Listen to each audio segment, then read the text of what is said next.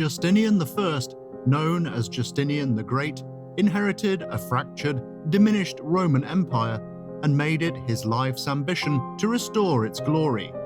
Through military conquests in Africa and Italy, he partially realized that ambition, but his greatest success lay in the architectural restoration and legal reforms that occurred under his rule. Justinian was born in 482 CE in the city of Tauresium in Macedonia. His was a peasant family with very few prospects. However, Justinian's mother, Vigilantia, was the sister of a member of the Imperial Roman Bodyguard.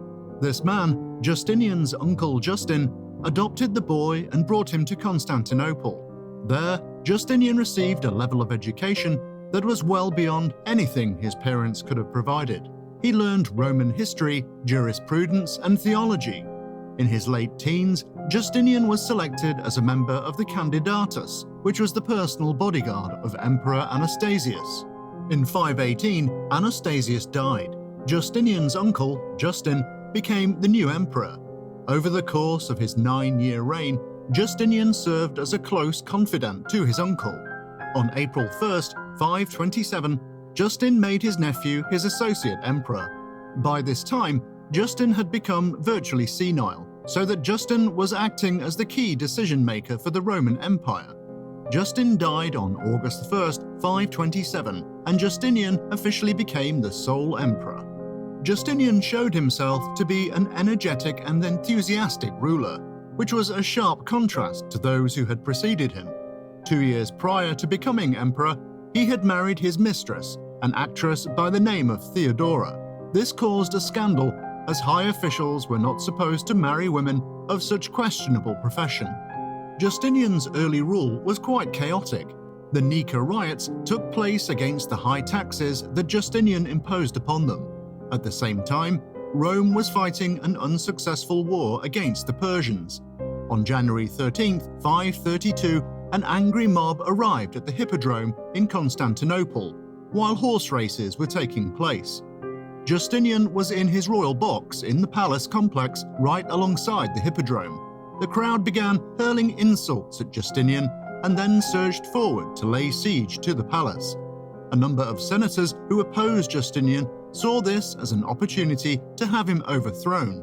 With the support of the masses, they named a new emperor, Hypatius, who was a nephew of former Emperor Anastasius. A panicked Justinian attempted to flee for his life, but was dissuaded by his wife. Theodora is reported to have told him, "Those who have worn the crown should never survive its loss. Never will I see the day when I am not saluted as empress. Who is born into the light of day must sooner or later die, and how could an emperor ever allow himself to be a fugitive?" Through the strength of his wife, Justinian managed to rally himself and managed to bribe his way out and escape the mob. Once safe, he ordered the death of as many as 30,000 rioters. He also had Hypatius, the designated emperor of his detractors, put to death. With his rule stabilized, Justinian enacted major reforms that were intended to resurrect the former greatness of the empire. He completely revised Roman law, appointing a legal expert by the name of Tribonian to bring all of the disparate aspects of Roman law into a single codified text. This became the Codex Justinianus.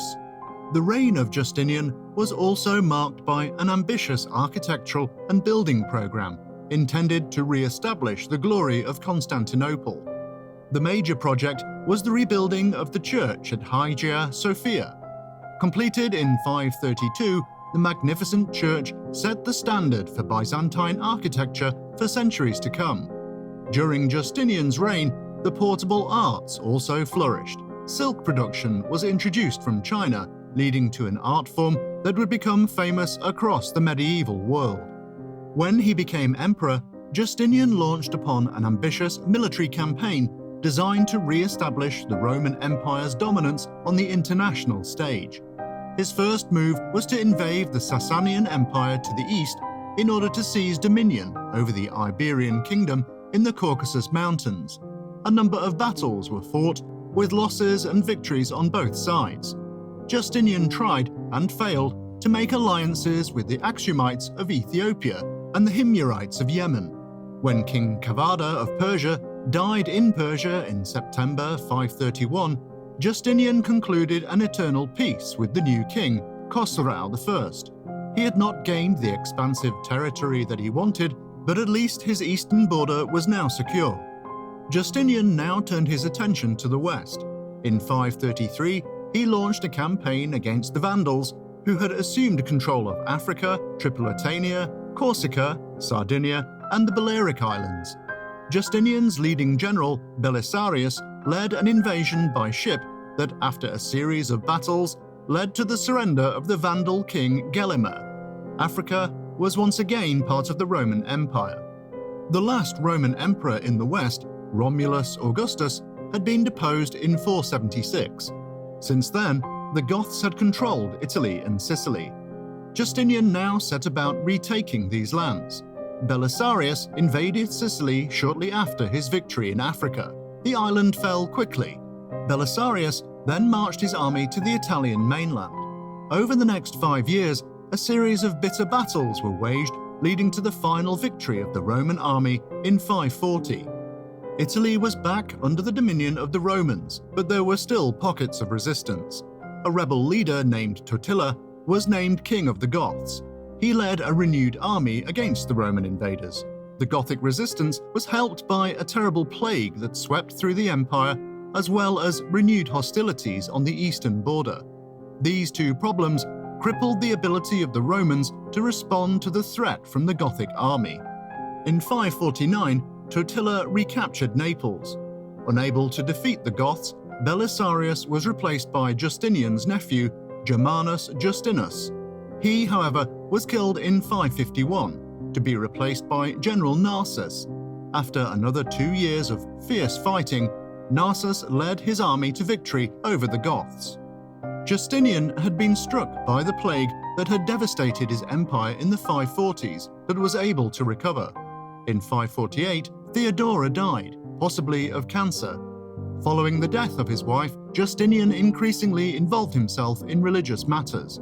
He tried to unify the disparate religious groups within the empire by trying to impose doctrines that would have universal appeal. This was a failure, however, and the empire remained just as religiously divided as ever. Justinian died on November 14, 565, at the age of 83. He had no heir to succeed him, with the throne going to Justin II, the son of his sister Vigilantia. Justinian's ambition of re-establishing the greatness of the Roman Empire was only partly realized, with his greatest legacy being the codification of Roman law, which has since served as the foundation for legal systems around the world. If you enjoyed this video, hit the like button and subscribe.